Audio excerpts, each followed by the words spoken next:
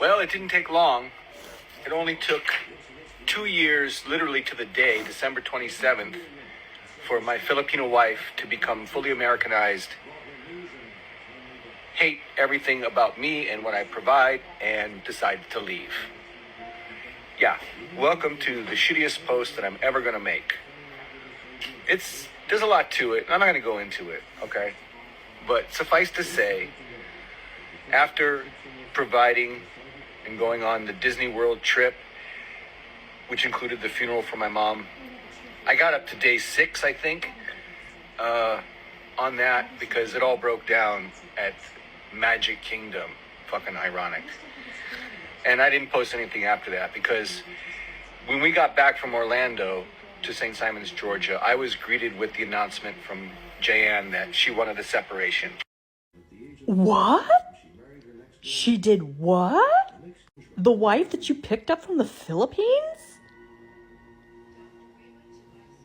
You mean she didn't love you for your hot bod? You mean she only wanted citizenship and then bounced? That's a man. Who could have seen that coming? First of all, let me just say, I've went back and watched a handful of videos from this guy's account. He's always referring to his wife as his Filipino wife. And I don't know if he was trying to be like some sort of family blogger or whatever, or like a family account. And no offense, but this is just my personal opinion. First of all, dude, you're weird.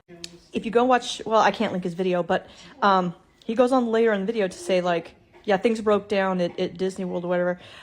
Then he mentions his mother's funeral, which he recorded the whole funeral of his mother. I find that to be a little weird. I mean, different strokes for different folks, but he filmed it for content and clout, his mother's funeral. I don't know, to me that feels like kind of a private thing, so I think that also says something about you. And I'm not gonna be so forward as to say you were a passport bro, but you are giving off passport bro tendencies. And you passport bros out there, I mean, take heed, this is a typical story, lather, rinse, repeat. And to his soon-to-be ex-wife, you know what? You go, girl. Can't be mad at you. Can't be mad at you. And all these women who get approached by these passport bros and stuff, I mean, play them like a fiddle. Because these guys have no redeeming qualities. They're shallow as hell. They're not wired right. So the best that you can get out of them is what they can provide. Citizenship, money, possessions, and some grounding in the U.S., and then you bounce.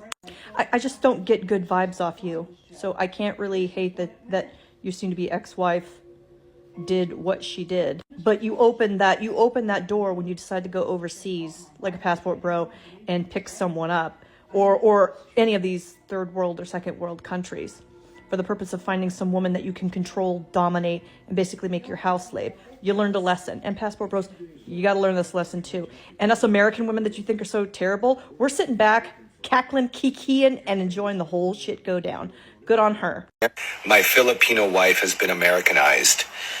My Americanized Filipino wife. That seems to be triggering a lot of people. Let me explain what I mean. As a man, I do feel I have a responsibility to call this out, because when you're using bro code language and saying things like, dudes, we all know what it's like, the system's against us, we're white men, so we're at the bottom of the pile, or bringing in really emotional things like when a relationship breaks down, like the man is seen as the oppressor, etc., that's not going to wash with most people who watch your video, because the bottom line is your wife was unhappy.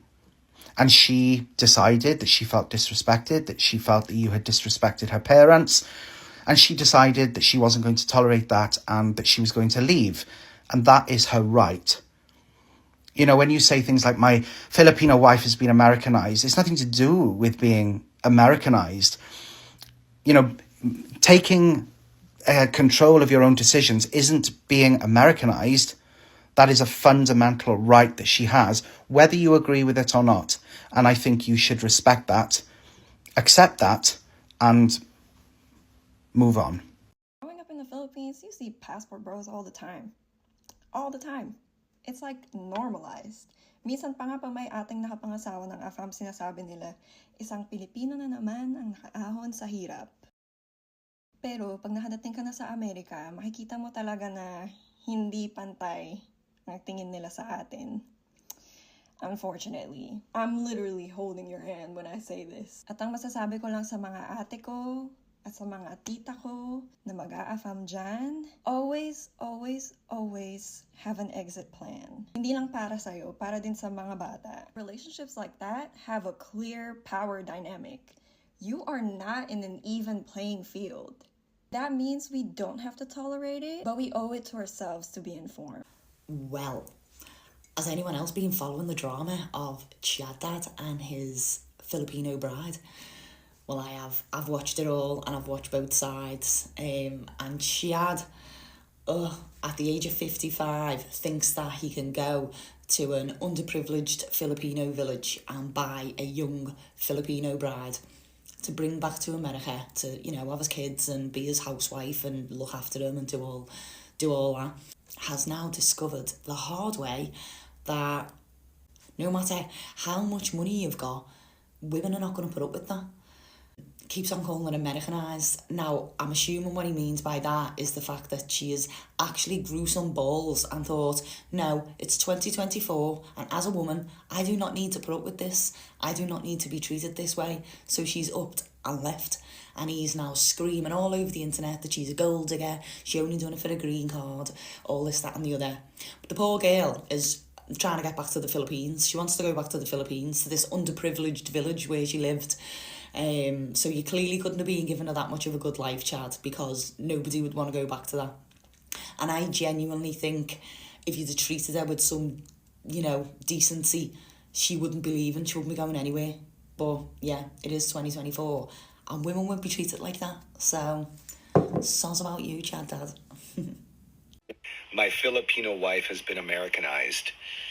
My Americanized Filipino wife. That seems to be triggering a lot of people. Let me explain what I mean. No, Chad. I love that your name is Chad. Please, let me explain to people what you mean when you say your Filipino wife has become Americanized. What you mean by that is that you never thought that you would be the one to lose the control in the relationship, right? Because you were the big, rich American that went to the Philippines and found some young girl who's, 30 years your junior, who I'm guessing didn't come from a ton of money and didn't have a ton of opportunities, and you essentially entered into this business agreement with her, right? In exchange for her marrying you, having children with you, enduring whatever it takes to be married to you and do the things that you consider a traditional wife to do, you would provide for her a certain lifestyle, a lifestyle that, included, money and, provide for her whatever she needed. And she agreed.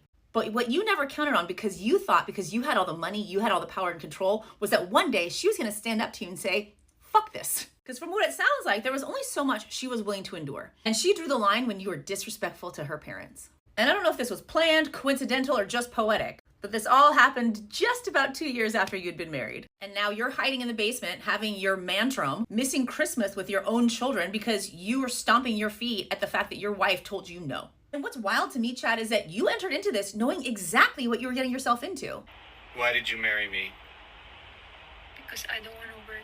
I don't know, Chad. I'm just really surprised that you're surprised. The terms of your agreement seemed very clear to me. They just didn't extend to you treating her parents like shit. You reap what you sow, Chad. And I cannot tell you how deeply satisfying it is for me to tell you that as an Asian American woman. Welcome to the top floor of my 4-story mansion in Honolulu, Hawaii on New Year's Eve 2025. And you know why I know that my Americanized Filipino wife is not going to leave me? Why? She's pregnant. She may not love me, she may not want me, but she needs me. He originally got on here and talked about how his Filipino wife that he's 30 years older than only wanted to be with him for citizenship, but she said, I don't even want to be a citizen. I want to go back to my country. She left you because you were disrespectful to her and to her parents, allegedly. So this just proves that you thought you could buy a wife. You didn't go to her country looking for love. You were looking for a desperate woman that you could control. And now you're throwing up, crying, sliding down the wall, and fighting the air in a mansion because you thought you could buy all women, and she's showing you that not every woman is for sale, even if she does come from a poorer country. You only think she's Americanized because she's standing up for herself, but there are other women in other countries who stand up for themselves too. And I don't care how many small countries you globetrot over to, you're going to find that out the hard way every single time. She's probably been poor before. Being poor only scares you. That woman will probably go back to her country and be perfectly fine. You're the one who's worried about it. What you should be worried about is why would a woman give up all that you say you have to offer rather than deal with a man like you? You're not online asking, why did she leave me? You're saying, how dare she leave me? And that difference is probably why she left. This whole situation with the Chad to Dad TikTok figure who's married to a Filipino woman, we have to move away from this idea that marriages innately provide stability for the children. But when you're married to an abusive man such as the supposed Chad to Dad figure, you're actually better off without him. An abusive marriage is not stable. Marriages provide stability, but if the person you're with isn't emotionally stable or treating you right, your children are not in a stable environment.